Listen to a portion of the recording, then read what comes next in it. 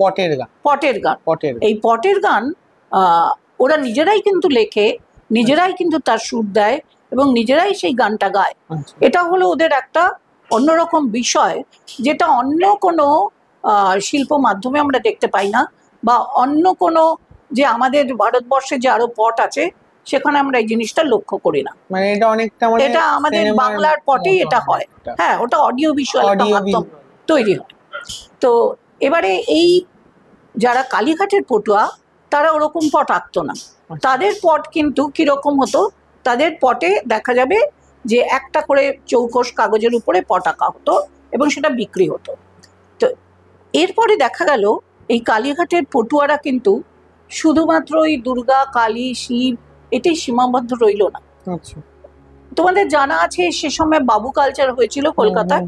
এই বাবু কালচারের উপর তারা প্রচুর পট এঁকেছে। বাবু, বিবি, স্ত্রৈণ বাবু, এরকম বিভিন্ন যে সামাজিক যে প্রবলেমগুলো, সেই প্রবলেম নিয়ে তাদের প্রচুর পট আছে।